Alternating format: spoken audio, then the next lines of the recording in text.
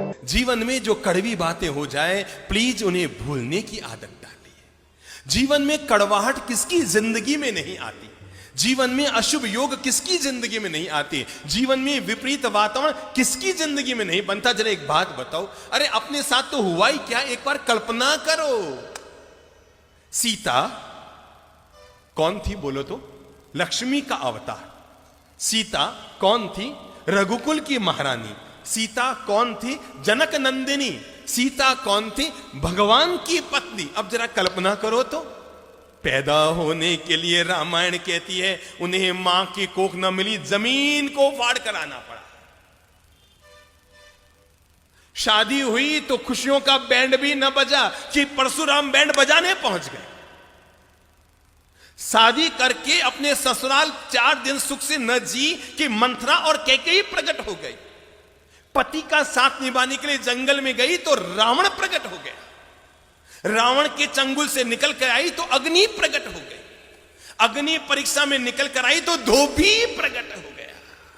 दिमाग लगाओ, दिमाग लगाओ सब लोग, हर भाई हर बहन अपनी जिंदगी को एक बार तोल लो कि अगर मुसीबतें जिसे हम जिंदगी में कहते हैं, अरे हमारी जिंदगी में मुसीबतें आई क्या है। हम में से कोई दावा नहीं कर सकता कि मैंने सीता की जिंदगी में जो मुसीबतें आई उसका 1% में मुसीबतें जिंदगी में झेली। हम में से कोई पुरुष दावा नहीं कर सकता कि जितनी साधना में तकलीफें भगवान महावीर ने उठाई उसका 1000वां हिस्सा भी हम में से किसी ने नहीं झेला, किसी ने नहीं झेला। पर जरा देखो तो सही, मां की कोख नहीं, परशुराम आ गया, कैकेयी प्रकट हो गई, रावण प्रकट हो गया, अग्नि प्रकट हो गई, धोबी प्रकट हो गया। सीता को फिर वनवास जाना पड़ा। रघुकुल की महारानी को, भगवान की पत्नी को, लक्ष्मी के अवतार को अपनी संतानों को जन्म देने के लिए किसी ऋषि के आश्रम में जाकर शरण लेनी पड़ी। हमारी हालत उससे बोलो अच्छी? शाबाश, बहुत अच्छी। हम में से हर महिला के साथ ऐसा नहीं हुआ जैसा सीता के साथ हुआ।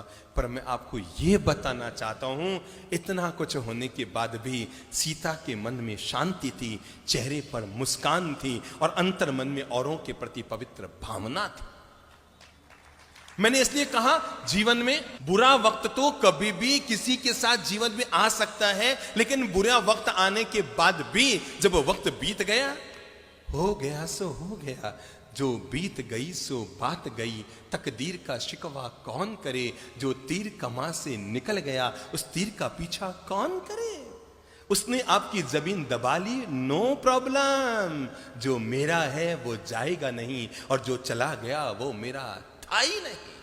किस बात को लेकर मन में विषाद कर रहे हो और किस बात को लेकर मन में पीड़ा कर रहे हो। आपने 5 लाख किसी को दिए थे ये सोचकर कि बुढ़ापे में 5000 रुपया महीना आता रहेगा तो पति पत्नी दोनों सुख से रोटी खाते रहेंगे। मेरे भाई, नियत को बिगड़ते कोई वक्त नहीं लगता। बड़े बड़ों की नियत बिगड़ जाती है और सामने वाले ने आपके 5 लाख दबा लिए।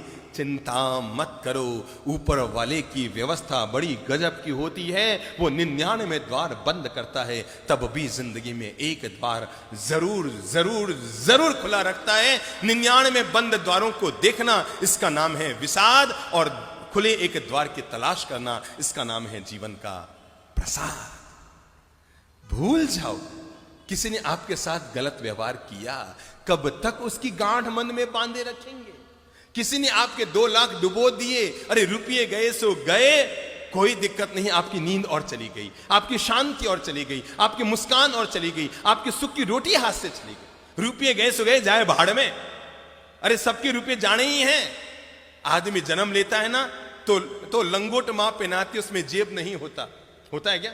और आदमी मरता है ना तो घर वाले कफन उड़ाते हैं, कफन में जेब नहीं होता। पर आदमी कितना मूर्ख होता है, जन्मने पर लंगोट में जेब नहीं, मरने पर कफन में जेब नहीं, और जिंदगी भर जेब जेब जेब जेब भरने में ही लगा रह जाता है। सबको छोड़ना है, सबको जाना है, छूट गया सो छूट गया, चला गया सो चला गया। जीवन का मंत्र याद रखो, जो मेरा है वो जाएगा नहीं और जो चला गया वो मेरा